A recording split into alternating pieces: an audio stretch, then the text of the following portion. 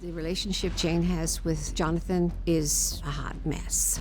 In the year and a half, they've never met face to face. She doesn't hardly know anything about him. It's over the telephone. It's on the computer. I know you believe him. I know you trust him. I know, and I wish it were easier, but it's not. So I'm just rolling with the punches.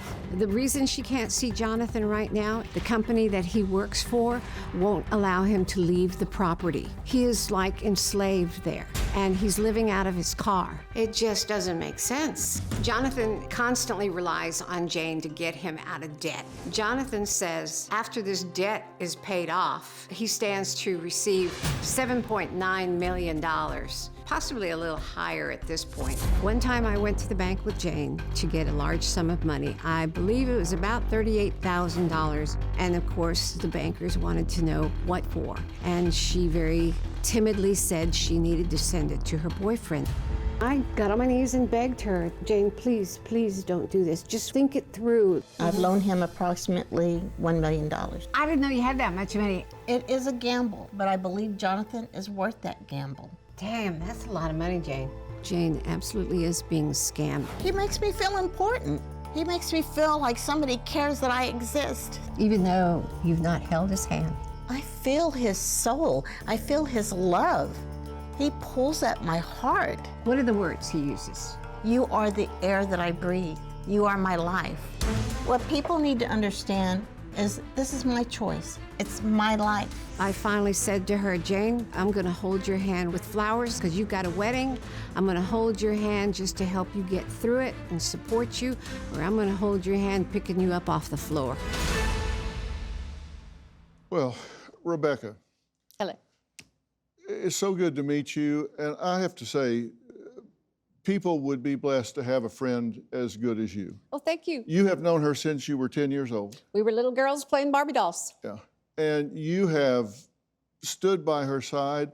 You have been on bended knee begging her not to do what she's doing. Right. This has got to have been painful for you to watch. Yes, sir. I would say to her, okay, because she didn't want to hear he's a scammer. And I said, okay, he's married. He's not able to come see you this weekend because he can't explain to a wife that, you know, why he's leaving home for that length of time. Because it did hurt her feelings very much that a lot of our friends have turned their back on her because of the decisions she made regarding Jonathan. And it's not just her friends. 4 banks have kicked her out and said, we're not processing any money for you. She was sobbing because she wanted this money so that she could send to Jonathan. Got down on my knees. I said, Jane, please, please don't do this. Just wait and seek some advice, somebody that can help you. And she cried and said no. You know, and they closed her account. But emotion has crowded logic out of her mind because she's not seen him, right? That's correct. He's not. 16 times that I know of that I was witnessed with her that she made flight arrangements, round-trip flight arrangements for him to come and see her for just the weekend or a few days. And each time he would cancel out. He wasn't able to come in for what, I mean, and the excuses vary, very creative excuses. Yeah, but 16 times. And by the way, he's not telling her he's in the Middle East or Lithuania. He's in Miami. Miami, Florida. Why hasn't she gone down there?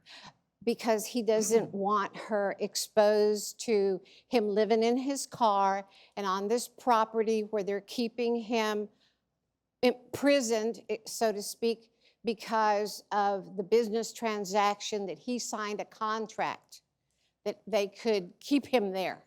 Do you have a story or a question for me? Click the link in the description and tell me what in the world is going on.